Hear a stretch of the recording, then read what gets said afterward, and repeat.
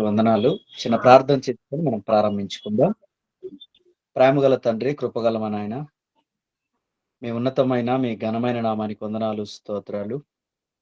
ఇదిగో తండ్రి మేము ప్రాణాలతో ఉన్నామంటే, అది కేవలం మీ దయ, మీ కృప, మీ కనికరము తండ్రి. అంతేగాని మేము తింటున్న భోజనము, మేము తాగుతున్న నీళ్ళు, ఏవో మేము పాటిస్తున్న జాగ్రత్తలు, ఇవి ఎంత మాత్రం కాదయ్యా! మీరే మమ్మల్ని కాపాడుతున్నారు. అందుని బట్టి మీకు కృతజ్ఞతలు చెల్లిస్తున్నాను తండ్రి.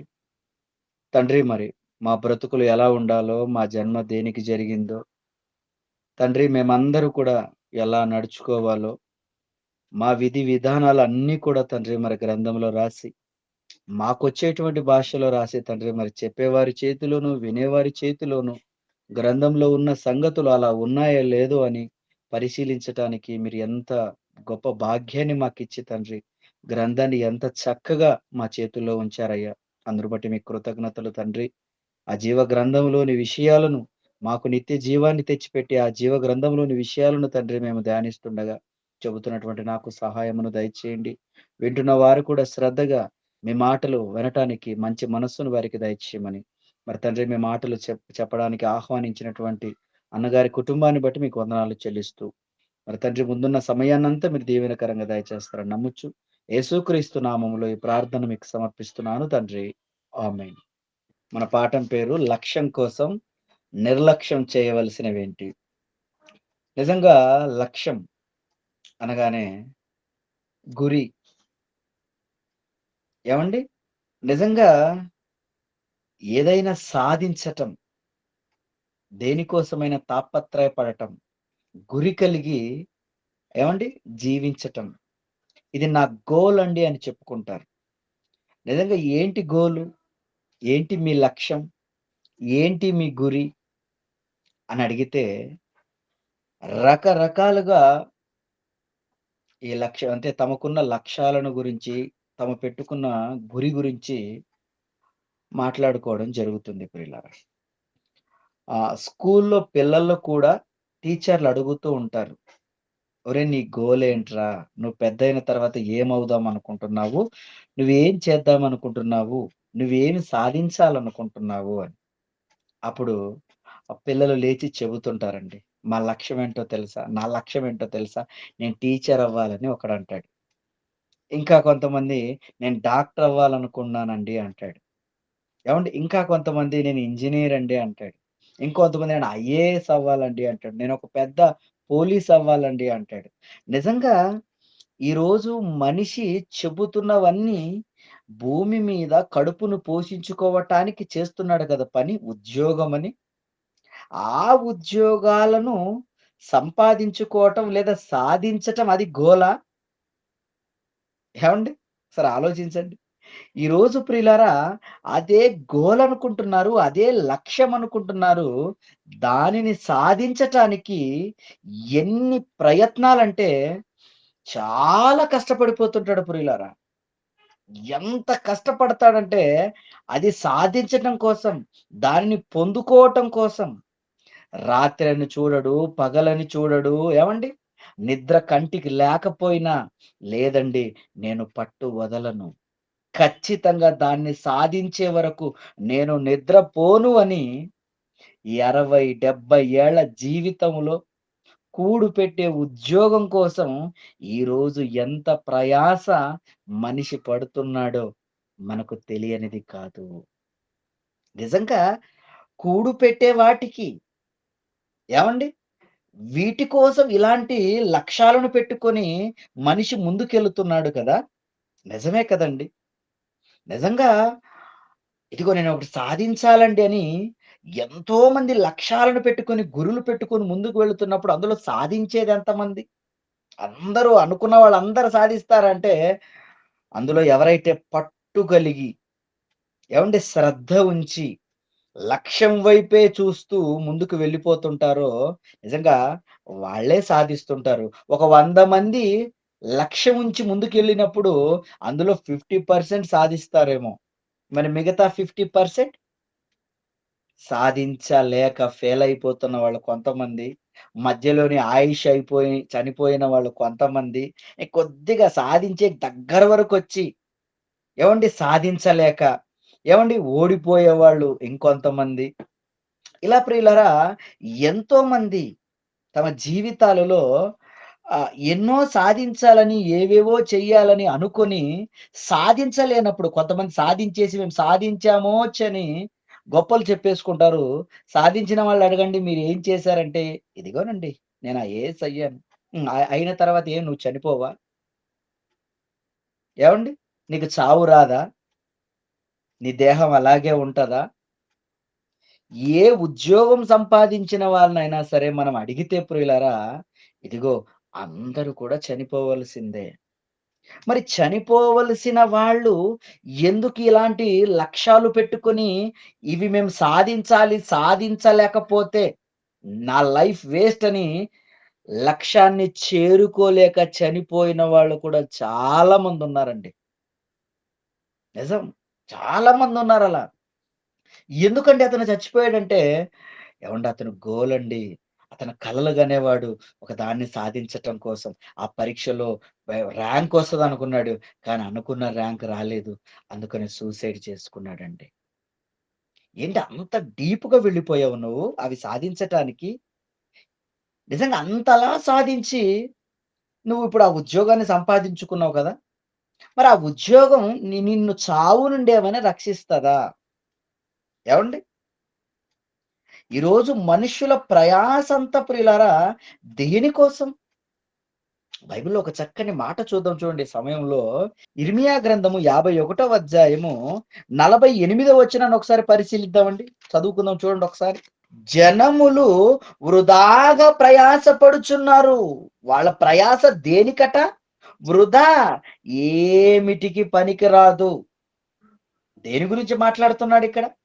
వాళ్ళ ప్రయాసంతా దేనికయ్యా? అగ్నిలో పడుటకై ప్రయాసపడుచున్నారు. దేనికోసమట వాళ్ళ ప్రయాస? ఏంటి అగ్నిలో పడటానికా? ఏంటి అగ్నిగుండం ఏమైనా తప్పించుకుంటారా? ఇంత కష్టపడ్డారు కదండీ అని అంటే, భూమి మీద ఏ విధంగానైనా బ్రతుకుతాడు. కానీ మనిషి ఏ స్థాయికి చేరుకున్నాడంటే, కడుపును పోషించుకోవడమే ధ్యేయం. అదే నా లక్ష్యం. నేను, నా కుటుంబం చక్కగా తిన్న తరగని ఆస్తి నాకు కావాలని శరీరాన్ని పోషించుకునే విషయంలో లక్ష్యాల నుంచి ముందుకెళ్తున్నారే గాని, నేను శరీరాన్ని విడిచిపెడతానన్న భయం ఎవరికుంది మీరు చెప్పండి? ఈవెన్ క్రైస్తవులకుందా? లోకంలో ఉన్న వాళ్ళకైతే ఆత్మ అంటే ఏంటో, శరీరం అంటే ఏంటో అంతా ఒకటే అని వాళ్ళేదో బతికేస్తున్నారు. మళ్ళీ నేను చనిపోయినా ఇక్కడే పుడతానులే అనుకోని ఏవో వెర్రి నమ్మకాలతో వాళ్ళున్నారు. మరి క్రైస్తవులమైన మనకేం తెలుసు? ఏవండీ? ఏ క్షణాన ఈ దేహాన్ని విడిచిపెడతామో తెలీదు కదా! ఇంతలో కనపడి అంతలో మాయమైపోయే వారమని ఎప్పుడు చెబుతూ ఉంటారు. అది ఎప్పుడు కూడా మనకందరికి తెలిసిన మాటగా ఉంటది కదా! ఇప్పుడు అలాంటి మనము కూడా ప్రియులారా క్రైస్తవులమైనటువంటి మనము కూడా వేటిని లక్ష్యంగా ఉంచుకొని ముందుకు వెళ్ళిపోతున్నారో తెలుసా? భూ సంబంధమైన ఉద్యోగాలు, భూ సంబంధమైన వ్యాపారాలు, భూ సంబంధమైన ఐశ్వర్యము కావాలి. అవి సంపాదించటంలో నిమగ్నమైపోయారేంటండి అందరూ? అందుకని అంటున్నాడు చూడండి. జనములు వృధాగా ఒకడు గాలికి ప్రయాసపడినట్టే అంటాడు ప్రసంగి గారైతే. వీళ్ళు వీళ్ళు దేనికోసం వీళ్ళ ప్రయాస అంతా దేనికోసమయ్యా అంటే, ఏంటి గాలి కోసమా? ఏవండి? హబక్కూకు గ్రంథం తీయండి ఒకసారి. హబక్కూకు గ్రంథము 2వ అధ్యాయము 13వ మాటను కూడా చూద్దాం ఒకసారి. జనములు ప్రయాస ప్రయాసపడుదురు గాని ప్రయాసపడుదురు గాని అగ్ని ఏవండి? పాలవుదురు. అగ్ని పాలవుదురు. ఏమంటున్నాడక్కడ? ఈ జనములు ప్రయాసనా? కష్టపడతారా? దేనికోసమయ్యా కష్టపడుతున్నారంటే, అగ్నిగుండానికి వెళ్ళడానికి కష్టపడతారా? అంటే భూమి మీద ఈ దేహం ఎందుకు ఇవ్వబడినదో, ఆ దేహంలో నువ్వు ఒక ఆత్మగా ఎందుకున్నావో, ఈ విషయాలన్నీ ఆలోచించి దేనికోసం బ్రతకాలి? నా బ్రతుకు ఎవరి కోసం? నేను ఎవరి కోసం ఈ దేహంలోనికొచ్చాను? అసలు ఈ దేహాన్ని ఎవరు చేశారు? ఈ దేహంలోకి నన్ను ఎవరు పెట్టారు? ఈ సృష్టింపబడినటువంటి 84,00,000 జీవరాశులు అవి నా కొరకే కదా! ఈ జీవరాశులను ఎవరు చేశారు నా కోసం? నేను అనుభవించటానికి ఎవరు చేశారు? ఎందుకంటే ఈ 84 ఏమండి 84,00,000 జీవరాశుల్లో నువ్వొక ప్రత్యేకమైన వాడివి కదా! ఏంటి జంతువుల్లాగా నువ్వు గూడా జంతువుల్లాగా అందులో జంతువులెలాగో ఉన్నాయో నేను కూడా ఒక ప్రాణినండి అనుకుంటున్నావా? ఏవండి? ఈరోజు మనిషి ఎలా ఆలోచిస్తున్నాడంటే, ఈ 84 ఏమండి 84,00,000 జీవరాశులున్నాయి కదండీ భూమి మీద. వాటితో పాటు మనం గూడా అలా వెళ్ళిపోతున్నాం అంతే. అవి ఎలాగైతే ప్రాణులో, మనం గూడా అలాగే ప్రాణులం. ఏంటి వాటికి నీకు డిఫరెన్స్ లేదా? ఎంత డిఫరెంట్ ఉందంటే ప్రియులారా, ఇప్పటికి మీరు చూడండి జంతువులు చేయబడినప్పటి నుండి ఇప్పటికి అవి బట్టలు లేకుండా తిరుగుతూనే ఉన్నాయి. వాటి తిండి అదే. వాటి జ్ఞానం అంతే ఉంది.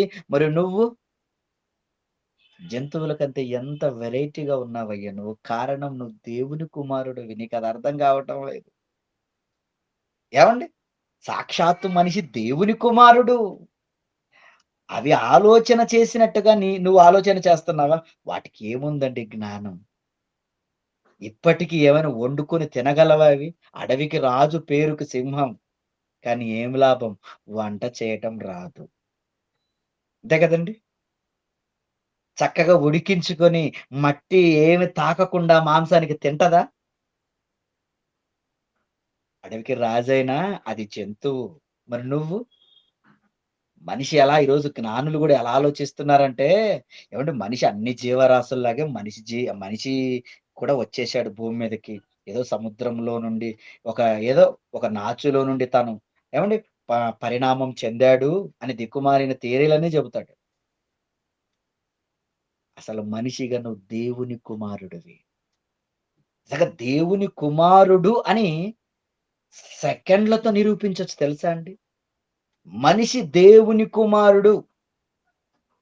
ఎందుకు? ఎలా నిరూపించొచ్చు తెలుసా? ఏవండీ దేవుడు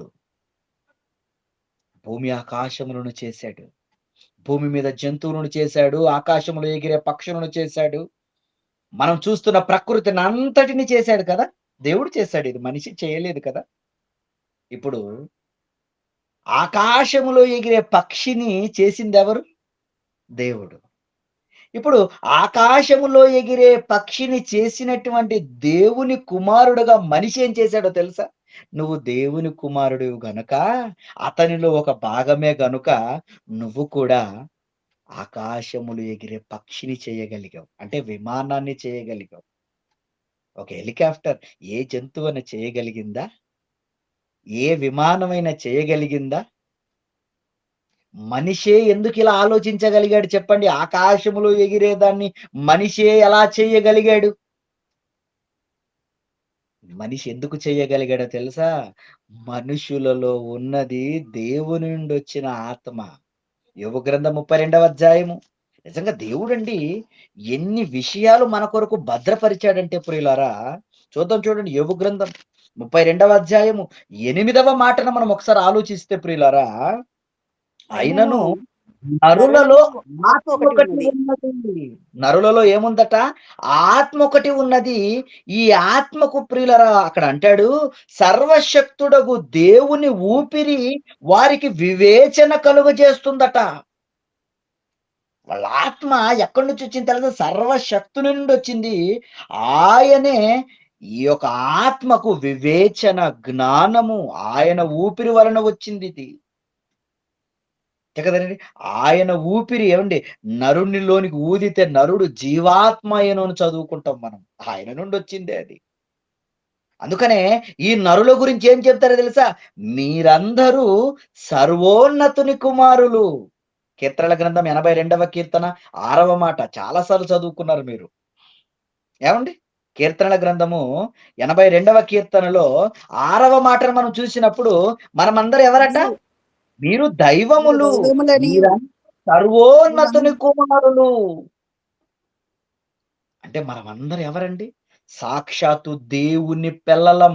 మరి దేవుని పిల్లలమైన మనము దేవుళ్ళుగా ఆలోచించాం. ఏనాడైనా ఆలోచించారా?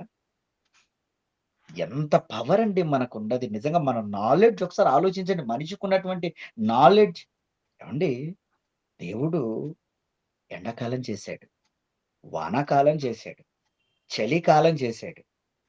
ఈ జ్ఞానం దేవుడిది కదా! మనిషండి ఎండాకాలం ఇప్పుడు గదా! భగభగ మండిపోతున్నాయి. ఒరేయ్! ఈ ఎండను మనం ఎలా తట్టుకోవాలి? అంటే మన ఇంట్లో ఎండుండటానికి వీల్లేదురా. కూలుండాలి ఇల్లు. ఏసీ కనిపెట్టేసాడండి. ఈ ఏసీ కనిపెట్టే నాలెడ్జ్ ఎక్కడిదండి? తండ్రి చలికాలం చేశాడండి. ఆ తండ్రికి పుట్టిన పిల్లలే కదండీ వీళ్ళందరూ. ఏ జంతువు ప్రియులారా ఎండ నుండి రక్షించుకోవటానికి ఏసీని తయారు చేయగలిగింది మీరు చెప్పండి? ఏ జంతువు వర్షాన్ని తట్టుకోవటానికి ఏవండీ ఏమి కనిపెట్టగలిగింది మీరు చెప్పండి? నిజంగా ఇలా మనము చెప్పుకుంటూ పోతే చాలా ఉన్నాయి. మనము దేవుని కుమారులమని నిరూపించటానికి అక్షరాల దేవుడు ఆలోచించినట్టుగా మనం ఆలోచిస్తున్నాం. కారణం మనమందరము ఆయన పిల్లలము ప్రియులారా. మరి ఆయన పిల్లలమైన మనము భూమి మీదకెందుకొచ్చాము? దేన్ని సాధించటం కోసం వచ్చాము? ఏవండీ ఇది తెలియాలండి. ఇది తెలియక క్రైస్తవులు కూడా తమ పిల్లల్ని డాక్టర్‌లు చేయాలనుకుంటున్నారు. తమ పిల్లల్ని ఇంజినీర్‌లు చేయాలనుకుంటున్నారు. తమ పిల్లల్ని లాయర్‌లు చేయాలనుకుంటున్నారు. ఇదిగో బ్రతకటానికి అదొక భాగమే అని మర్చిపోకండి. కడుపును పోషించుకోవటానికి అది జస్ట్ ఉండాలంతే. అదే లైఫ్ కాదు. మీకు అర్థమవుతుందా? ఏవండీ? ఈ జీవనోపాధి కావాలి కదా! బ్రతకటానికి. ఏదో ఒక పని కావాలి. దాన్నే సాధించటానికి నువ్వు ఏదో రాత్రి పగలు కష్టపడ్డావనుకో, నిన్ను పోషిస్తాడయ్యా దేవుడు. చక్కగా ఆయన జ్ఞానంలో నువ్వు ఎదుగుతుంటే, మనిషికి వివేచన జ్ఞానం అంటే, మనిషి బ్రతకడం తానే నేర్చుకున్నాడా? ఆ మధ్యలో చెప్పాను కదా! మీకు బ్రతికిచ్చిన దేవుడు బ్రతకడం నేర్పలేదనే పాఠం నేనే చెప్పాను. ఇంకా చాలా గూడా వినే ఉంటారు మీరు. అంటే మనిషి చిన్ననాటి నుండే ఏవండీ తను బ్రతకడం ఎలాగో నేర్పుతున్నాడు. మనమేదో కష్టపడి ఏవండీ నా కష్టార్జితం వల్ల నేను నేర్చుకుంటున్నానండి అనుకునేవు. ఎంత మాత్రం కాదండి. కనుక ప్రియులారా ఈరోజు క్రైస్తవులమైన మనము ఏదో లోకములో ఉన్న వాళ్ళలాగా ఆలోచించి, నా లక్ష్యము, నా గురి నేను సాధించాలని దేనినో లోక సంబంధమైన వాటిని మనం లక్ష్యంగా ఉంచుకోకూడదు. మరి మనమందరం దేనిని లక్ష్యంగా ఉంచుకోవాలండి? నిత్య జీవం. ఏవండీ? నిత్య జీవాన్ని ప్రియులారా సంపాదించుట కొరకు, దానిని సాధించుట కొరకు ఏవండీ దాన్ని లక్ష్యంగా పెట్టుకొని మనం ముందుకు వెళ్ళిపోవాలి. అదే అంటాడు పౌలు గారు. బైబిల్ గ్రంథంలో ప్రియులారా గురి పెట్టుకున్నారు పౌలు గారు. ఆయన మాట్లాడుతూ ఏం మాట్లాడుతున్నాడో ఒక్కసారి ఫిలిప్పీయులకు రాసిన పత్రిక 3వ అధ్యాయం 14వ వచనాన్ని చదువుకుందాం చూడండి ఒక్కసారి. క్రీస్తు యేసునందు హ్మ్. దేవుని ఉన్నతమైన పిలుపునకు కలుగు బహుమానము పొందవలెనని గురి హ్మ్. యొద్దకే పరిగెత్తుచున్నాను. కాబట్టి మనలో చూడండి సంపూర్ణమైన అక్కడ వారందరూ ఏమంటున్నాడు? ఇక్కడ ఏమంటున్నాడంటే ప్రియులారా, క్రీస్తు యేసునందు దేవుని ఉన్నతమైన పిలుపునకు కలుగు బహుమానం పొందవలెనని గురి యొద్దకే పరిగెత్తుచున్నాను. ఆ ఉన్నతమైన ఏవండీ ఆ పిలుపునకు కలుగు బహుమానం, ఆ దేవుడిచ్చే ఆ బహుమానం నాకు కావాలి. ఇంకా నిజంగా ఆయన మాటలు ఎలా ఉంటాయంటే, 10వ వచనం మీరు చూడండి. "ఏ విధము చేతనైనను" అంటాడక్కడ. ఎలాగైనా సరే నాకు బ్రతుకు కావాలి. మృతుల పునరుద్ధానం నాకు కావాలి. మృతులలో నుండి నాకు పునరుద్ధానం కలగవలెనని 10వ వచనంలో కదండీ! మృతులలో నుండి నాకు పునరుద్ధానం కలగవలెనని ఆయన మరణ విషయములో సమాన ఏమండి సమానానుభవం గలవాడనై ఆయనను ఆయన పునరుద్ధాన బలమును ఎరుగు నిమిత్తము ఆయన శ్రమలలో పాలివాడగుట ఎట్టిదో ఎరుగు నిమిత్తము సమస్తమును నష్టపరుచుకొని వాటిని పెంటతో సమానంగా ఎంచుకున్నాను. దాని ముందు ఆఫ్టర్ ఆల్ అయ్యా అదే నాకు కావాలయ్యా. ఆ నిత్య జీవం నాకు కావాలి. చనిపోయిన తర్వాత బ్రతుకు నాకు కావాలి. అదే నా గురి అంటున్నాడండి. ఈరోజు ఆ గురి, ఆ లక్ష్యం క్రైస్తవులు పెట్టుకొని ఏమండి బ్రతకగలుగుతున్నామా మీరు చెప్పండి? దాన్ని సాధించటం కోసం ఈరోజు ప్రియులారా ఎన్ని బాధలైనా మేము అనుభవిస్తాము, ఎన్ని కష్టాలైనా మేము పడతామని ఎంతమంది వాటిని ఏమండి నిజంగా ఆ లక్ష్యాన్ని, పరలోకం అనే లక్ష్యాన్ని ఎంతమంది ముందు పెట్టుకొని వెళుతున్నారో మీరు చెప్పండి. పైగా క్రైస్తవులు ఎలా ఉన్నారంటే, మాకు కాకుండా దేవుడు పరలోకం ఎవరికిస్తారండి అనుకుంటున్నారు. నువ్వు ఇంతకి ఏం చేస్తున్నావయ్యా నీకు పరలోకం ఇవ్వటానికి? ఏవండి? నిజంగా ప్రియులారా, ఏమి చెయ్యాలో, మన బ్రతుకులు ఎలా ఉండాలో కొన్ని విషయాలు మనం నేర్చుకుందాం. ఎందుకంటే లక్ష్యం మనం సాధించాలా? అయితే నువ్వు కొన్నిటిని నిర్లక్ష్యం చేయాలి. భూమి మీద భూ సంబంధమైన ఏవండి ఉద్యోగాలు సంపాదించటానికి అవి లక్ష్యంగా, అవి ధ్యేయంగా పెట్టుకొని ముందుకు వెళుతున్నప్పుడే ఎన్నింటినో నిర్లక్ష్య పెడతారో తెలుసు కదండీ! నిద్రను నిర్లక్ష్య పెడుతుంటారు. కుటుంబాన్ని పక్కన పెడుతుంటారు. ఏవండీ టైంకి సరైన తిండి ఉండదు. నిజంగా ఆ సాధించడం చూస్తున్నప్పుడు ఏరా ఇంత అంటే, "ఏవండీ నేను సాధించాలండి. నా గోల్ అండి. నా లక్ష్యం అండి" అని ముందుకెళ్తుంటాడు. భూ సంబంధమైనవే ఏవండీ సంపాదించుకోనటానికి అన్ని నిర్లక్ష్య పెట్టినప్పుడు, మరి పరలోకం మనకు కావాలంటే, మనము నిర్లక్ష్యము చేయవలసినవేంటి? ఏవండి? మనం వేటిని నిర్లక్ష్యం చెయ్యాలో బైబిల్‌లో నిర్లక్ష్యం చేసి పరలోకాన్ని సంపాదించుకున్న వాళ్ళున్నారు. వాళ్ళను మనం చూస్తే మనకర్థమైపోతుంది. మీకర్థమవుతుందా? ఏవండి? బైబిల్‌లో నిజంగా నిర్లక్ష్యం చేసిన వాళ్ళున్నారండి. వాళ్ళు వేటిని నిర్లక్ష్యం చేశారు? ఎందుకంటే స్ఫూర్తి కదా! ఈరోజు చాలా మంది పెద్ద పెద్ద ఉద్యోగాలను సంపాదించిన వాళ్ళు స్ఫూర్తిగా తీసుకుంటారు. ఏవండీ మీరు ఇంత గొప్పవాళ్ళు ఎలా అయిపోయారండి? మీరు చెప్పండి ఆ మార్గంలో మేము కూడా ట్రై చేస్తాం. ఎన్ని ఇంటర్వ్యూలు ఇస్తారో, ఎన్ని కాలేజీలకు వాళ్ళని పిలిపించుకుంటారో. ఎందుకు పిలిపించుకుంటారు వాళ్ళని? మీరెలా సాధించగలిగారు?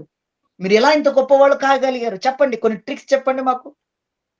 సీక్రెట్స్ చెప్పండి కొన్ని. మేము కూడా ఫాలో అయిపోయి మేము కూడా సాధించేస్తాం. కదా! భూ సంబంధమైన వాటికి ఇలా ఉంటే, నిజంగా పరలోకం దాన్ని సాధించిన ప్రభువు. ఆయన ఎలా సాధించాడో ఏవండీ? కొన్ని విషయాలు మనం చూద్దాం బైబిల్‌లో నుంచి. హెబ్రీయులకు రాసిన పత్రిక 12వ అధ్యాయము ఏవండీ 2వ మాటను చదువుకుందాం ప్రియులారా. ఇంత ఇంత గొప్ప గొప్ప సాక్షి సాక్షి. హ్మ్. సమూహము మేఘం వలె మనలను ఆవరించినందున మనము కూడా హ్మ్. ప్రతి భారమును సులువుగా చిక్కులబెట్టు పాపమును విడిచిపెట్టి విశ్వాసమునకు కర్తయు దాని కొనసాగించు వాడునైనా యేసు వైపు చూచుచు మన ఎదుట ఉంచబడిన పందెంలో ఓపికతో పరిగెత్తెదము. చూడండి ఇక్కడ ఏమంటున్నాడంటే, మన ఎదుట ఏవండీ? ఒక పందెం ఉంది. ఆ పందెంలో నువ్వు గెలవాలి. ఏవండీ? ఆ పందెంలో గెలిస్తేనే నువ్వు నిత్య జీవాన్ని చేరుకుంటావు. నీకు పరలోకం వస్తది. మరి ఈ యొక్క నిత్య జీవం నీకు రావాలంటే, నీ ఎదుట ఉంచబడిన ఆ పందెములో నువ్వు ఓపికతో పరిగెత్తాలి. అలా పరిగెత్తటానికి నిన్ను ఏం చెయ్యమంటున్నాడు అంటే ప్రియులారా, ఆ పరలోకాన్ని సాధించటానికి నిన్ను ఏం చేయమంటున్నాడంటే, ఏవండీ? ప్రతి భారమును సులువుగా చిక్కులబెట్టు, పాపమును విడిచిపెట్టు. నంబర్ 1 ఏం చేయాలట నువ్వు? పరలోకాన్ని సాధించాలంటే నువ్వు పాపాన్ని నిర్లక్ష్య పెట్టాలి. పాపం విడిచిపెట్టాలి. నెక్స్ట్ విశ్వాసమునకు కర్తయు దానిని కొనసాగించువాడనైన యేసు వైపు చూచుచు. అంటే నువ్వు ఏవండీ విశ్వాసముగా అంటే నువ్వు స్థిరంగా ఉండాలి. విశ్వాసంతో నువ్వు ముందుకు వెళ్ళిపోవాలి. అసలు నువ్వు కదిలిపోకూడదు. నువ్వు చంచలుడు కాకూడదు. నంబర్ 2 అదేనండి. నువ్వు స్థిరంగా ఉండాలి. విశ్వాసమునకు కర్తయు దానిని కొనసాగించువాడనైన యేసు వైపు నువ్వు చూడాలి.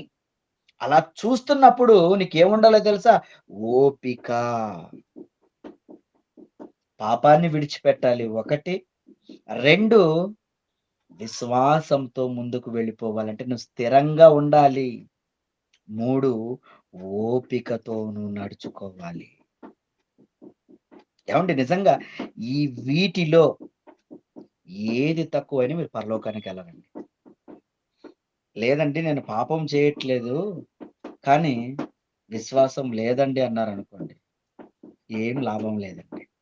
లేదండి నాకు బాగా విశ్వాసం ఉందండి, బాగా స్థిరంగా ఉన్నానండి, పాపం మాత్రం చేస్తున్నానండి అన్నారనుకోండి, పరలోకం లేదండి. లేదండి నేను పాపం చేయట్లేదు, స్థిరంగా ఉన్నాను, విశ్వాసంతో ముందుకెళ్తున్నాను, ఓపిక మాత్రం నాకు నశించిపోతుందని అన్నావనుకో, పరలోకం లేదండి. నీకు అర్థమవుతుందా? ఈ 3 మన ఆత్మీయ జీవితంలో ఖచ్చితంగా ఉండాలి. అందుకనే యేసుక్రీస్తుల ప్రియులారా, తన ఎదుట ఇదిగో ఉంచబడిన ఆనందము కొరకై, తన ఎదుట ఉంచబడింది ఒక ఆనందం, అదే నిత్య జీవం, పరలోకం, తండ్రి దగ్గరకు చేరే ఒక అదృష్టం. ఇప్పుడు ఆయన ఏం చేశాడో తెలుసా?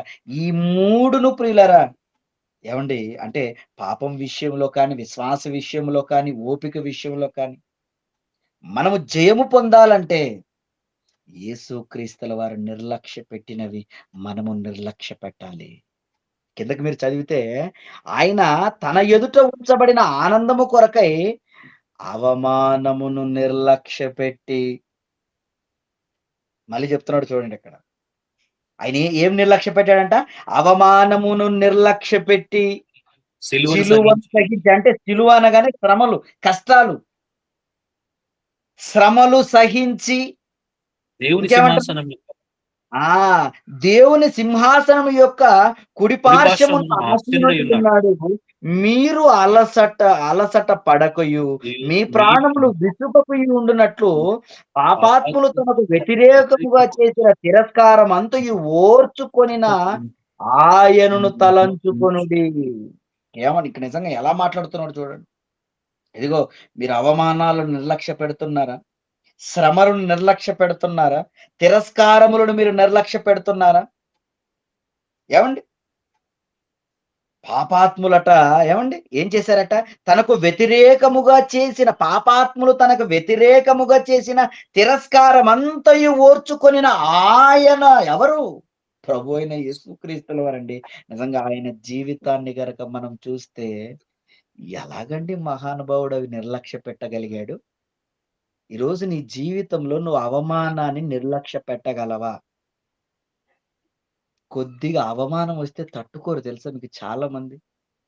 మన బాగు కోరే చెబుతుంటారు ఏదైనా మంచి విషయం. అది సంఘ కాపరైనా, ఏండి ఏ సేవకుడైనా. ఉదాహరణకు మీరు ప్రార్థనకు రావట్లేదు అనుకోండి. మీరు ఇలాగైనా వస్తారేమో అని అప్పుడప్పుడు మీ పేరు పెట్టి చెప్పేస్తుంటారు. ఏవండీ ఇలాంటి వాళ్ళు రావట్లేదు చూడండి, వాళ్ళ కోసం ప్రార్థన చేయండి.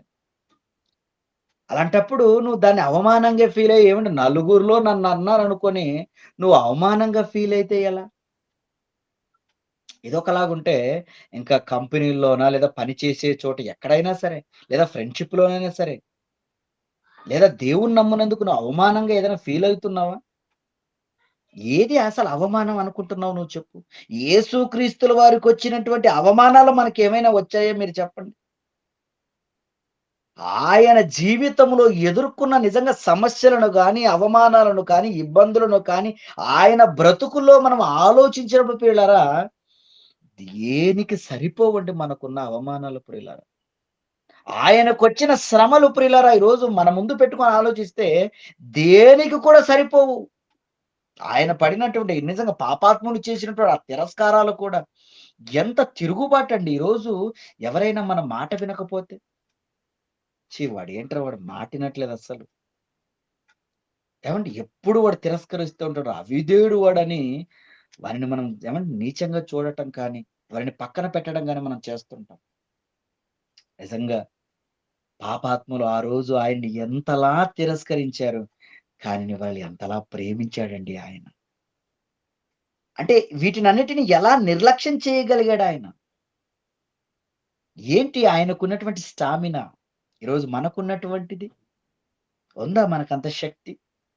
ఇదిగో క్రైస్తవులారా, మనలో అంత శక్తుండాలని చెబుతున్నాడు. అవమానాలను నువ్వు భరించుతున్నావా? యేసుక్రీస్తుల వారు ప్రియులారా, ఎంతలా అవమానించారు ఆయన జీవితంలోనికి మనం వెళ్ళిపోతున్నప్పుడు, మార్కు రాసిన సువార్త 3వ అధ్యాయము 2వ వచనంలో, ఆయన ఇంటివారు ఆయన ఇంటి సంగతి వారు విని ఆయన ఇంటివారు అంటే ఇంట్లో వాళ్ళేనట. ఆయన ఇంటివారు సంగతి విని, ఆయన మతి చలించి ఉన్నదని చెప్పి ఆయనను పట్టుకొనబోయిరి. ఏవండీ ఆయన మతి చెలించి ఉంది ఆయనకి. ఆయనకి పిచ్చండి. ఎవరికి? ఏవండి నిన్ను మీ ఇంట్లో వాడు పిచ్చోడంటే నువ్వు ఊరుకుంటావా? మీ ఇంట్లో వాడు పిచ్చోడంటే నువ్వు ఊరుకుంటావా చెప్పు? యేసుక్రీస్తుల వారిని మతి చెలించిందని ఇంట్లో వాళ్ళే చెప్పి ఆయన్ని అవమానపరుస్తున్నారంటే ప్రియులారా, నిజంగా ఎలాగండి భరించాడాయన? ఏవండి? ఎలాగండి తట్టుకోగలిగాడాయన? మాటంటే భస్మమైపోతారు ఆళ్ళు తెలుసా? తెలుసు కదండీ ఆయన పవర్ మనకు. ఒక్క మాట అన్నాడా? అంజూరపు చెట్టు విషయంలో అంతే కదండీ! శపించేసాడు దాన్ని. మరి ఇంట్లో వాళ్ళు శపించలేడా? మనమైతే బోలెడు తిడుతున్నాం. నీకు పిచ్చి, మీ అమ్మకు పిచ్చి, మీ నాన్నకు పిచ్చి, నాకు పిచ్చి అంటావేంటి అని మనం వాళ్ళ పిచ్చి గురించి మనం మాట్లాడుతుంటాం అప్పుడు. మనం పిచ్చెక్కిపోతాం.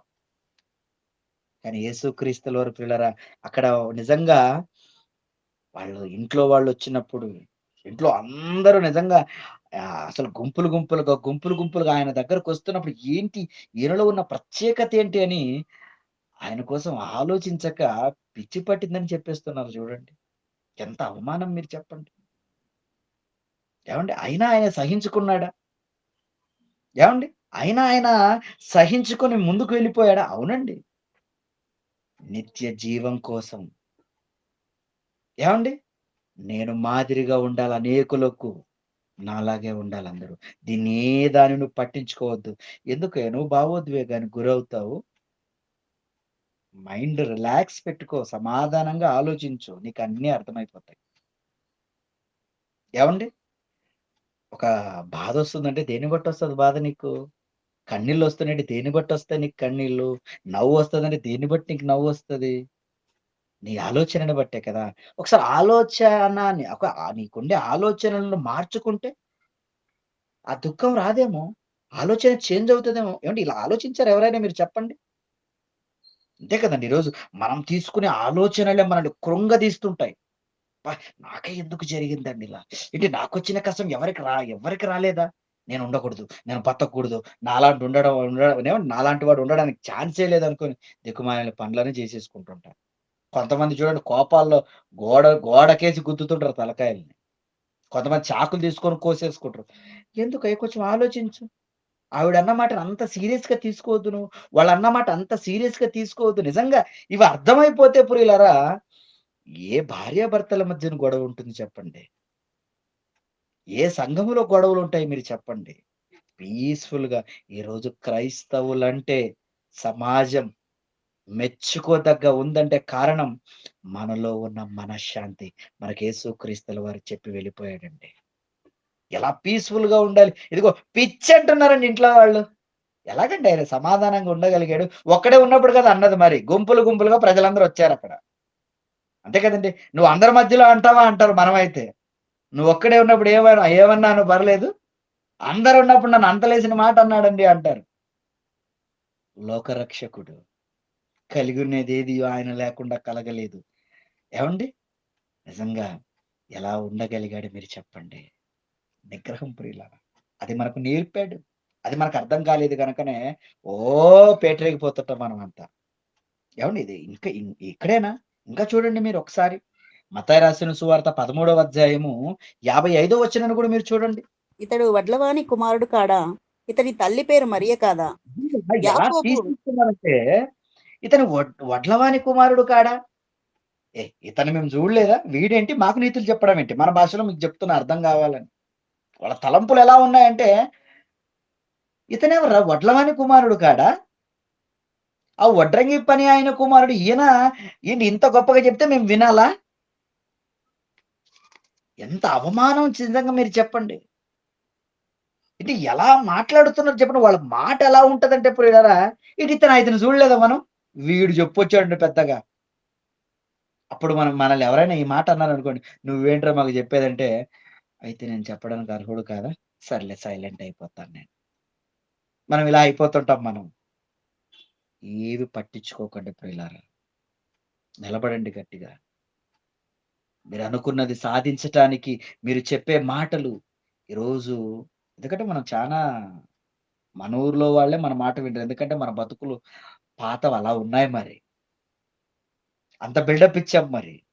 దేవునిలోకి రాకముందు. కష్టమే. కష్టపడాలి మరి. కొన్ని మార్చిపోవాలంటే నువ్వు కష్టపడాలి.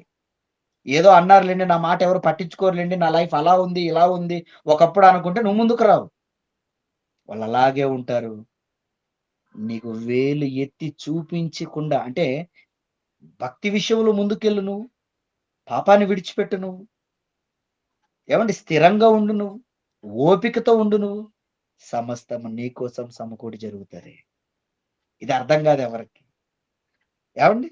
ఇది అర్థం కాక సాధించలేక కొంతమంది ఫస్ట్‌లో బానే వస్తారండి. దేవుని కోసం బతికేస్తాం, ఉండేస్తాం. ఓహో! వాగ్దానాల మీద వాగ్దానాలు చేసేస్తుంటారు బాప్తిజం తీసుకున్నప్పుడు. ఏవయ్యా బతుకుట కీస్తండి, చావైతే లాభమండి. అవునా? ఏమైందయ్యా సంవత్సరం తర్వాత కనబడట్లేదు, రావట్లేదంటే, ఏమోనండి అయిపాయ్. చల్లగయిపోయింది అంతా. ఛార్జింగ్ డౌన్ అయిపోయింది మరి భక్తి విషయంలో. ఇలా ఎందుకు జరుగుతుంటాడు ప్రియులారా? ఎవరో ఏదో అన్నారని, లేదా నేను ఎదగలేకపోతున్నానని, రకరకాల కారణాలు కదా ప్రియులారా! ఇదిగో లక్ష్యం సాధించాలంటే ఎన్నిటినో మనం నిర్లక్ష్య పెట్టాలి. ఇప్పుడు ఊర్లో వాళ్ళు నన్నిలా ఇంత నీచంగా మాట్లాడుతున్నారు కదా అని ఆయనేమైనా చెప్పటం వదిలేసాడా మీరు చెప్పండి? వడ్రంగి పనివాడు ఏ మా మా మా నాన్న వడ్రంగి పనుడైతే నీకేంటయ్యా? నేను చెప్తున్నది విను అని ఏమైనా ఎక్కువగా ఏదైనా మాట్లాడాడా మీరు చెప్పండి? ఇంకా ఎంత ఘోరంగా మాట్లాడతారంటే ప్రియులారా, ఎంత ఘోరంగా అంటే ఒకసారి యోహాను రాసిన సువార్తలోకొచ్చేయండి. యోహాను రాసిన సువార్త 8వ అధ్యాయం 39వ వచనాన్ని చదువుకుందాం చూడండి ఒకసారి. అందుకు అందుకు వారు వారు ఆయనతో, మా తండ్రి మా అబ్రహాం తండ్రి అంటున్నాడు. మా చదవండి. తండ్రి అబ్రహాం అనిరి. యేసు, హ్మ్. మీరు అబ్రహాము పిల్లలైతే అబ్రహాము చేసిన క్రియలు చేతురు. దేవుని వలన హ్మ్. వినిన సత్యము మీతో చెప్పిన వాడనైన నన్ను మీరిప్పుడు చంప వెదుకుచున్నారే. అబ్రహాము హ్మ్. అట్లు చేయలేదు. మీరు మీ తండ్రి క్రియలే చేయుచున్నారని వారితో చెప్పెను. అందుకు వారు, మేము వ్యభిచారం వలన పుట్టిన వారము కాము, చూడండి ఏమంటారు? దేవుడొక్కడే మాకు తండ్రి నిజంగా అని చెప్పగా, ఈ మాటను ఒకసారి ఆలోచిద్దాం. ఎప్పుడు వాళ్ళలో ఉన్న మాట ఏంటంటే, మేము వ్యభిచారం వల్ల పుట్టినాం కాదండి. మేము వ్యభిచారం వలన పుట్టిన వాళ్ళం కాదు. ఈ మాట యేసుక్రీస్తుల వారి దగ్గర ఎందుకు అనాలి మీరు చెప్పండి? కొంతమందేమో వడ్రంగి కుమారుడు అంటున్నారు. ఇంకొంతమందికి ఏం తెలుసో తెలుసా? యేసుక్రీస్తు పుట్టక ముందే అంటే ఇంకా ఆయన గర్భం ఉన్నప్పుడు వీళ్ళిద్దరికి ఇంకా పెళ్లి కాలేదు యేసేపు మరియమ్మలకు. అప్పుడే వేరే వాళ్ళతో కనెక్షన్ ఉంది. అంటే యేసుక్రీస్తుల వారు యేసేపుకు పుట్టలేదా? వ్యభిచారం వల్ల పుట్టాడు. నిజంగా ఈ మాట నిజంగా వాళ్ళంటున్నప్పుడు ఎంతలా బాధ అవుతుంటది మీరు చెప్పండి. వ్యభిచారం వల్ల పుట్టిన వాళ్ళు కాదండి అంటే, అంటే నేను పుట్టినవాడినా? అరేయ్! నన్నే అన్నావని ఏమైనా తన మీదేసుకున్నాడా మీరు చెప్పండి? మనమైతే అన్నీ మీదేసుకుంటామండి. మనం ఎలాంటి వాళ్ళమంటే గాలికి పోయేదాన్ని గూడా మన మీదేసుకునే రకం. నిజంగా ప్రియులారా ఆయనలో ఉన్న జ్ఞానం అది ఓర్పుని తెచ్చిపెట్టింది. అది సహనాన్ని తెచ్చిపెట్టింది. ఏవండీ? అది స్థిరంగా నిలబడేలా చేసిందండి. ఏంటి మరి ఆయనలో భావోద్వేగాలు లేవా? భావోద్వేగాలను వాక్యం కంట్రోల్ చేయగలదు నువ్వు నిలబడితే. నిజమండి. వాక్యం మనలో గనక స్థిరంగా నిజంగా మనలో ఉంటే గనక అది ఇంద్రియ నిగ్రహము గల మనకు నిజంగా ఆలోచనలు మనకు పుట్టిస్తుంటది. మనం ఈరోజు నిగ్రహం ఎందుకు లేవంటే మనకు భయం. ఏదో అయిపోతది. ఏదో జరిగిపోతది. చేసేద్దాం. పోయేద్దాంలే. ఏమవుతదిలే. తట్టుకోలేం మనం దేనికి కూడా. తట్టుకొని చూడు. నిలబడి చూడు. నువ్వు ఖచ్చితంగా సాధించగలవు. నువ్వు సామాన్యుడు కాదయ్యా. సాక్షాత్తు దేవుడి కుమారుడివి. సాక్షాత్తు మనమందరం ఎవరండి? సర్వోన్నతుని కుమారులం. మరి సర్వోన్నతుని కుమారులైనటువంటి మనము కొన్నిటిని నిర్లక్ష్య పెట్టటం లేదు. అందుకనే అపవాది సంబంధులైపోతున్నాం. మీకు అర్థమవుతుందా? అపవాది సంబంధులైపోతున్నాం మనం. యేసుక్రీస్తుల వారిని చూడండి. ఆయన నిర్లక్ష్య పెట్టిన విధానం చూడండి. మేము వ్యభిచారం వలన పుట్టిన వాళ్ళం కాదండి. ఎంత లేసిన మాటండి. ఓకే. వాక్యమే చెప్పాడు. ఆయన మళ్ళీ వాక్యమే చెప్తాడు. యేసు వారితో ఏమంటున్నాడు? కిందకి మీరు చదివితే యేసు యేసు వారితో వారితో ఇట్లనెను. దేవుడు మీ తండ్రి అయిన యెడల మీరు నన్ను ప్రేమిస్తారు. ఎలా చూడండి? ఎలా మాట్లాడుతున్నాడో మీరు చూడండి. ఎంత జ్ఞానంగా మాట్లాడుతున్నాడో చూడండి. ప్రియులారా, ఆయన అవమానాన్ని నిర్లక్ష్య పెట్టాడు. ఆయన బాధలొచ్చిన వాటిని నిర్లక్ష్య పెట్టాడు. వాళ్ళు తిరస్కరించిన ఓపికతో భరించాడు. ఇంకా చూడండి ప్రియులారా. 12వ అధ్యాయం మత్తయి రాసిన సువార్త 24వ వచనాన్ని చదువుకుందాం చూడండి ఒకసారి. 24వ వచనం. పరిసయ్యుల ఆ మాటలు విని, వీడు హ్మ్. దయ్యములకు అధిపతి అయిన బయల్జెబూలు వలననే దయ్యములను వెళ్ళగొట్టుచున్నాడు గాని మరి ఒకని వలన కాదనిరి. నిజంగా ఎలా మాట్లాడుతున్నాడు చూడండి. వీడు ఏంటి వీడా? వీడంట ఎవరు? యేసుక్రీస్తుని. నిన్నెవరైనా వాడండి, ఆ ఈరన్న గాడండి అన్నారనుకోండి ఎవడైనా. వాడు వీడన్నాను. ఏరా మర్యాద లేదా? గారు అను నువ్వు. ఎందుకు గలుపుతున్నావు నువ్వు? వాడు అంటున్నావేంటి? ఎంత ధైర్యం అండి? కోపమొచ్చేస్తుంది కదండీ! ఒక స్థాయిలో ఏదో ఉన్నామనుకోని మనం ఫీల్ అవుతున్నప్పుడు ఎవరైనా ఎదుటి వ్యక్తి వాడున్నాడండి అని అంటున్నప్పుడు, అది ప్రజలందరి మధ్య వాడు వీడు అంటున్నారంటే ఎంత అవమానకరంగా ఉంటది మీరు చెప్పండి. నలుగురిలో వాడు వీడని మాట్లాడుతున్నప్పుడు, వీడు దయ్యాలు వెళ్ళగొడుతున్నాడు కదా వీడు. ఎవరి వల్ల దయ్యాలు వెళ్ళగొడుతున్నాడో తెలుసా? బయల్జెబూలు. ఎలా అవమానపరుస్తున్నారంటే ప్రియులారా, చాలా నీచాతి నీచనంగా. ఆ భాష ప్రొనౌన్సియేషన్ బాగోలేదు. ఆయన పలకరించే విధానం బాగోలేదు. అవమానకరంగా ఉంటున్నాయి. కానీ ఎలా ఓర్చుకున్నాడండి మహానుభావుడు. నిజంగా ఈరోజు మనం పాడవడానికి గల కారణం కొన్నిటిని మనం తట్టుకోలేక, ఓపిక నశించి, ఎందుకండి ఉరిపోసుకొని చచ్చిపోతున్నారు? ఎందుకండి భార్య తల నరికేశాడు? ఎందుకండి భార్య సరిగ్గా ఆలోచించక భర్తనే చంపి డ్రమ్ములో పెట్టింది?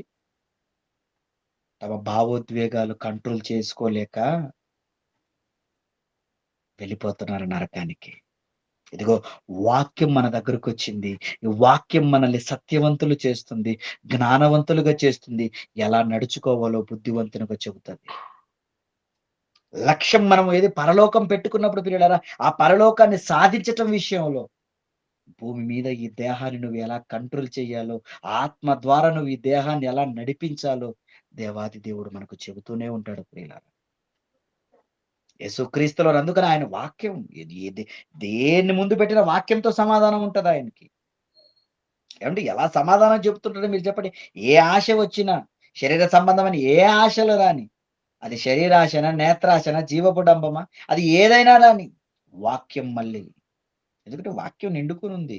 వాక్యం నిండుకొని ఉంటే ఎలా కంట్రోల్ చేయాలో, ఎలా ఉండిపోవాలో అన్ని విషయాలు అర్థమైపోతాయండి. వాక్యం లేనప్పుడే ప్రాబ్లమ్.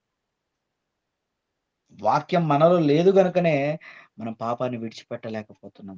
వాక్యం మనలో లేదు గనుకనే విశ్వాసంలో స్థిరంగా ఉండలేకపోతున్నాం. వాక్యం మనలో లేదు గనుకనే ఓపిక మనలో నశించిపోతుంది. ఒకనాడు చూడండి క్రీస్తులో ఉన్నటువంటి ఏవండీ నిజంగా ఆ ఓపిక చూడండి. అవమానాన్ని నిర్లక్ష్య పెట్టడం చూడండి. ఆ శ్రమలు తట్టుకోవడం చూడండి. ఇక సిలువ గురించి మనం మాట్లాడితే కన్నీళ్ళొచ్చేస్తాయి ప్రియులారా. ఆ సిలువ వేసే టైంలో ఆయన పడినటువంటి అవమానాలు, ఆయన పడిన ఇబ్బందులు, ఏంటి వస్త్రాలు లాగేశారా? నీ వస్త్రాలు ఎవరైనా కాలర్ పట్టుకుంటే నువ్వు విడిచిపెడతావా చెప్పు? పోలీస్ స్టేషన్‌కి వెళ్ళవా? నా కాలర్ పట్టుకున్నాడండి వాడని. కానీ యేసు క్రీస్తుల వారి ప్రియులారా, నిజంగా ఆయనలో ఉన్న ప్రేమ,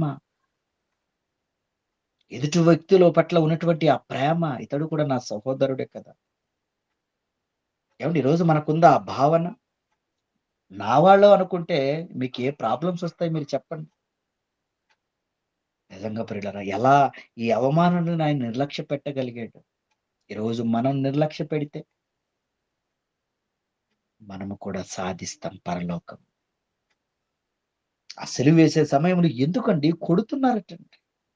కొడుతుంటే వంగపెట్టి నిన్ను గుద్దింది ఎవరో చెప్పు నువ్వు ప్రవచించమంటే ఎన్ని అవమానాలండి ఆయన.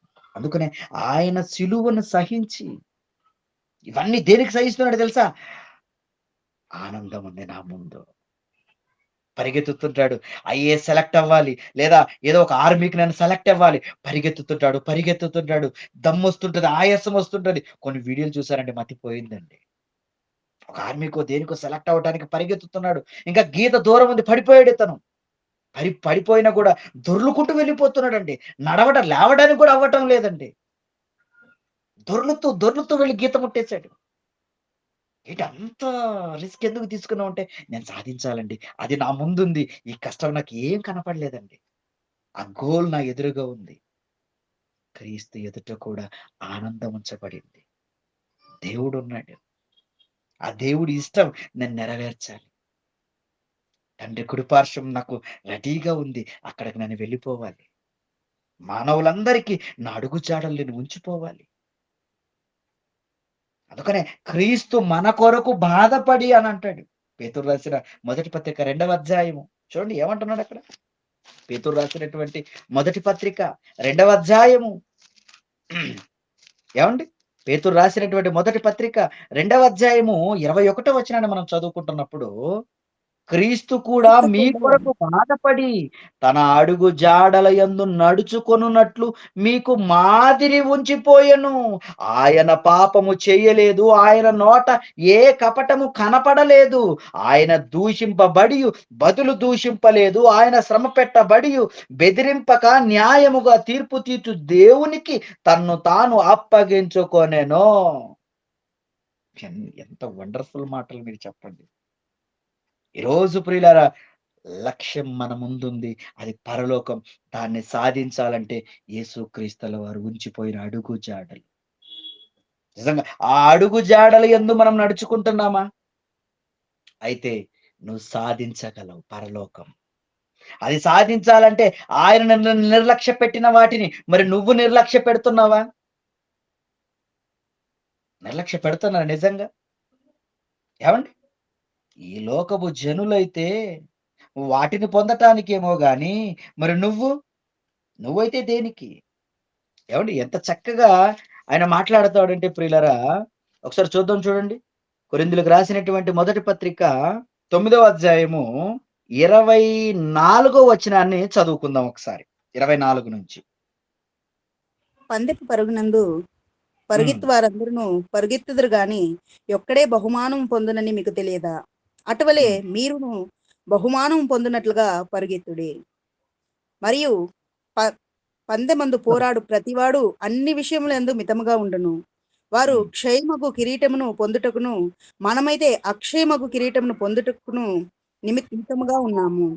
చూడండి, అంటే కాబట్టి క్షయమయ్యే కిరీటం పొందే వాళ్ళే ఎంతలా పరిగెడుతున్నారు మనకు తెలుసు కదా. ఈ లోకంలో ఏం లేదండి, అన్ని వాళ్ళ ప్రయాస అంతా వృధాగా, గాలికి ప్రయాసే. వారు ప్రయాస పడతారు కానీ అగ్ని పాలవుతారు.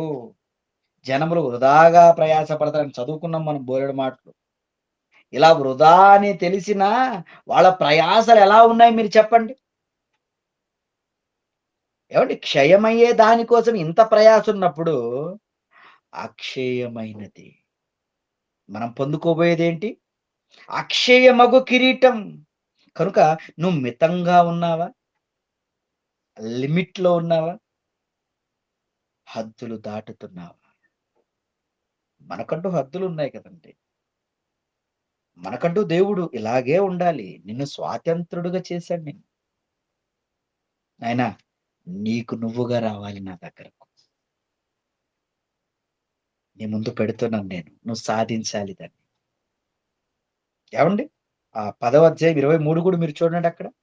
23 అన్ని అక్కడే విషయములందు మొదటి కొరింథీయులకు రాసిన పత్రిక 10వ అధ్యాయం 23లో అన్ని విషయములు యందు నాకు స్వాతంత్ర్యము కలదు గాని అన్నియు చేయదగినవి కావు. అన్నియు చేయదగినవి కావు. అన్నిటి యందు నాకు స్వాతంత్ర్యము కలదు గాని అన్నియు క్షేమాభివృద్ధి కలుగజేయవు. ఎంత చక్కగా చెప్పేస్తున్నాడు చూడండి. ఏమండి? అన్ని విషయాల్లో స్వాతంత్రం ఉంది నాకు. కానీ అన్నీ చేయదగినవి కావు.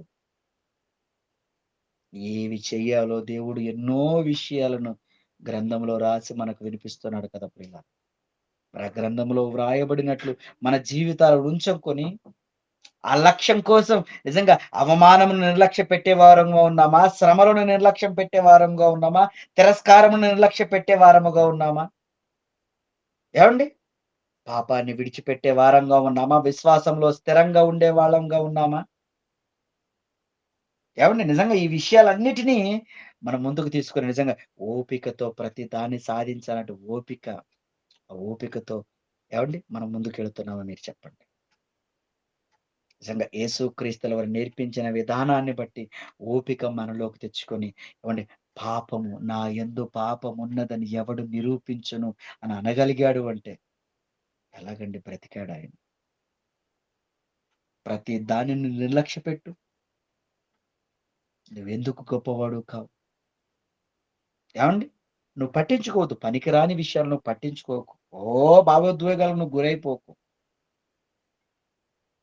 యేసుక్రీస్తుల వారు చెప్పినట్టు నీ జీవితాన్ని కట్టుకో. మన జీవితాలు మనం యేసుక్రీస్తుల వారు చెప్పినట్లు మనం కట్టుకున్నామనుకో అంటాడాయన, నా నిమిత్తము, సువార్త నిమిత్తము మీకు నిందలొస్తాయా? అవమానాలొస్తాయా? ఇబ్బందులొస్తాయా? బాధలొస్తాయా? ఒకవేళ మీ మీద ఎవరైనా చెడ్డ మాటలల్లా పలుకుతారా? నువ్వు ధన్యుడివి బిడ్డ. నువ్వు అనుకునేవు నన్నేంటి అందరు ఇలా అంటున్నారని. నువ్వు ధన్యుడు అంటాడు. మత్తయి రాసిన సువార్త 5వ అధ్యాయం 10, 11 వచనాల్లో మీరు చదువుకుంటారు ఈ మాట. కనుక ఈరోజు సువార్తను పట్టుకొని ఉన్నాం మనం. సువార్తను వింటున్నాం మనం. క్రైస్తవులంగా ఉన్నాం మనం. దేనిని సాధించగలుగుతున్నాం? దేనిని సాధించాలని ముందు మనం దేనిని ఉంచుకొని ఏ లక్ష్యాన్ని మన ముందు ఉంచుకున్నాం చెప్పండి. ఒకనాడు పౌలు గారు పందెపు రంగమందు పరిగెత్తువారు ఏవండి బాగా అన్ని విషయాలలో వాడు మితంగా ఉండి పరిగెత్తుతాడు కదా! నేను కూడా బహుమానం పొందాలి. బహుమానం పొందునట్లుగా నేను పరిగెత్తుతాను నేను. నా పరుగు ఏవండి నా పరుగు నేను కడముట్టించానంటాడాయన. నేను సాధించానని చెప్పుకుంటాడాయన. మరి ఈరోజు మనం సాధించామా? మన క్రియలను బట్టి ఈ రోజే చనిపోతే నిజంగా మనకు పరలోకం దేవుడు ఇస్తాడంటారా? ఆ నెమ్మది పొందే చోటుకు మనం వెళతామంటారా చెప్పండి? కనుక అలా మనం నెమ్మది పొందే చోటుకి పరదైసికి మనం వెళ్ళాలంటే ప్రియులారా, ఇదిగో నువ్వు నిర్లక్ష్యం చేయాలి. అవమానం నిర్లక్ష్యం చేయాలి. ఏవండి శ్రమ నుండి నిర్లక్ష్యం చేయాలి. తిరస్కారం నుండి నిర్లక్ష్యం చేయాలి. ఎవరు వ్యతిరేకించినా ఏవండి నువ్వన్నిటిని నువ్వు ఓపికతో సహించుకోవాలి. పాపములను విడిచిపెట్టాలి.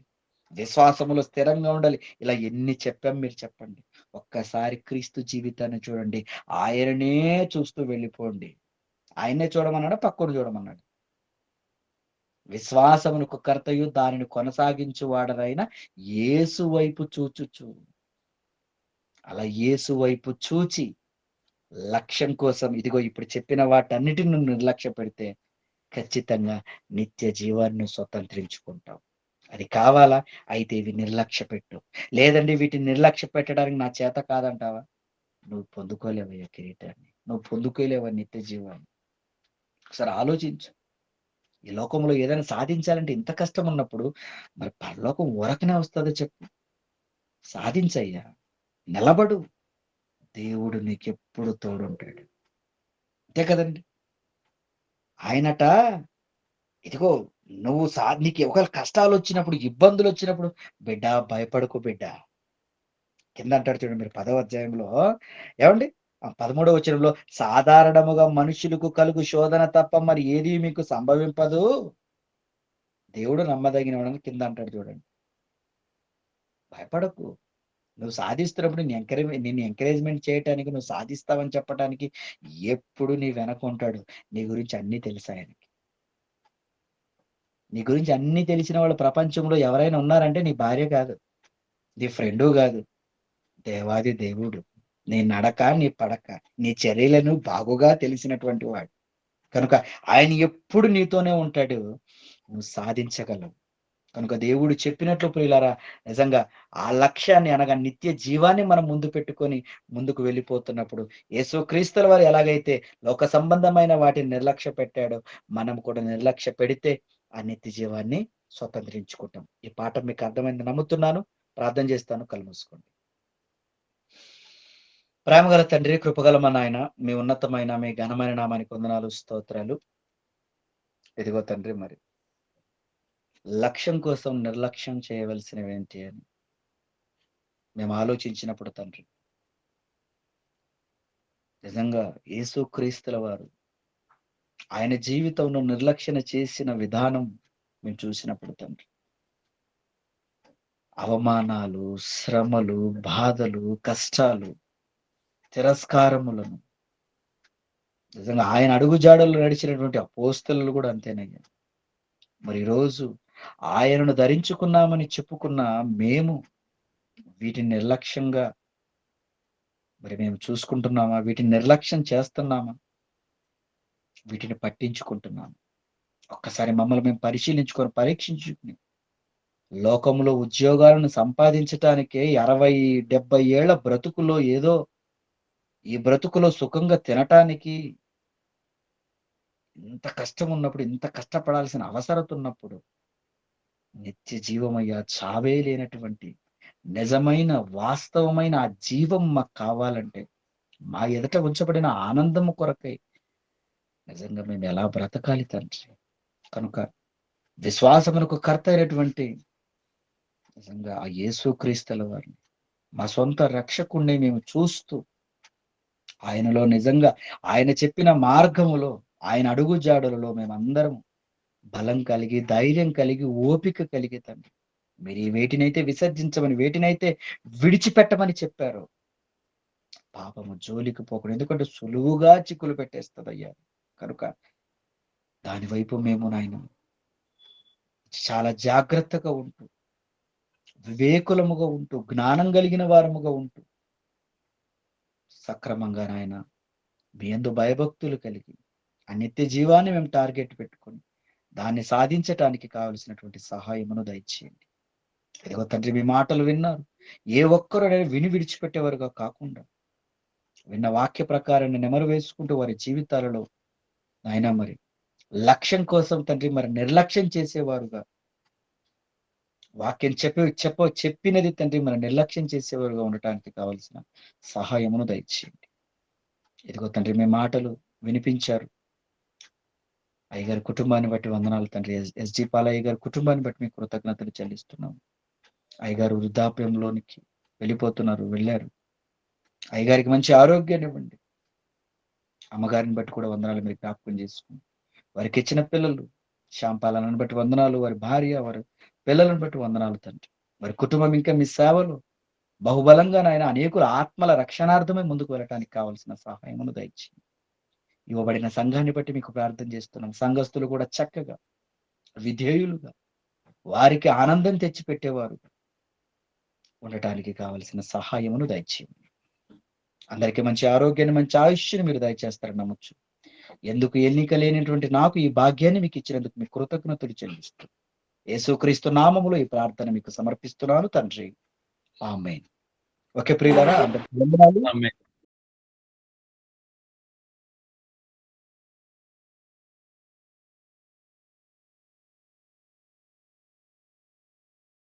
అన్న ఇక్కడ యేసు ప్రభు వారిని చూసి మరి వ్యభిచారంతో పుట్టిన వారం కాము అని తెలియజేస్తున్నారు. అంటే దాని అర్థం ఇప్పుడు యేసు ప్రభు వారు అక్కడున్న సమాజము మరి ఆయన పుట్టుకని వ్యభిచారంతో పుట్టడు అనే నింద వేస్తున్నారా ఆయన మీద అనేది డౌట్ ఉందా? అంటే దాదాపు మాకు తండ్రి ఆయనే అని మేము అబ్రహాం పిల్లలమని వాళ్ళు నొక్కి అక్కడ చెప్పటము, మేము అబ్రహాం పిల్లలు అనటము, మేము ఆ సంతతి అనటము. అక్కడ వీళ్ళు కూడా మనం ఇంతకుముందు నేను ఒక మాట చూపించాను మీకు. పరిచయులందరూ కూడా ఆయన అవమానపరుస్తున్నారు. ఎలా? నువ్వు వడ్రంగి కుమారుడు కాదా అని. కొంతమంది వడ్రంగి కుమారుడు అనుకుంటున్నారు. ఇక శాస్త్రులు పరిచయులైతే మరియమ్మ జీవితాన్ని కళ్ళారా చూసిన వాళ్ళు. ఇలా చాలా అక్కడ మనకు అర్థం అవుతుంటది. అక్కడ వాళ్ళ ఫీలింగ్ అనేది మేము వ్యభిచారం వలన పుట్టిన వాళ్ళం కాదు. ఎంత క్లియర్ గా అక్కడ ఇంకా కిందకి మీరు చదువుతూ ఆ అధ్యాయం అంతా మీరు 43 చదివినా మీరు నా మాటలు మీరు గ్రహించటం లేదు, నా బోధ మీరు వినటం లేదు, అందుకని మీరు అపవాది పిల్లలు అనేస్తాడు. అక్కడ మీరు అపవాది పిల్లలు. అసలు మీరు అపవాది సంబంధులు, మీరు మీ తండ్రి దురాశలు నెరవేరుకోరుచున్నారని అక్కడ అలా మాట్లాడుతున్నాడంటే అక్కడ అప్పుడు అందుకనే ఆయన అంటున్నాడు, నా యందు పాపం ఉన్నదని మీలో ఎవరు నిరూపిస్తారు? అంటే ఈ మాటలన్నిటిని బట్టి మనం వాళ్ళ ఆలోచనలు ఆ విధంగానే ఉన్నాయి. మేము వ్యభిచారం వల్ల పుట్టిన వాళ్ళం కాదు. అసలు వ్యభిచారం అనే పదాన్ని ఇంకొక ఘోరమైన పదాన్ని వాడతారు అక్కడ. 48లో అందుకు యూదులు నువ్వు సమరయుడు అంటున్నారు. అసలు సమరయులతో వీళ్ళు సాంగత్యం చేస్తారా? ఎందుకు సాంగత్యం చేయరు?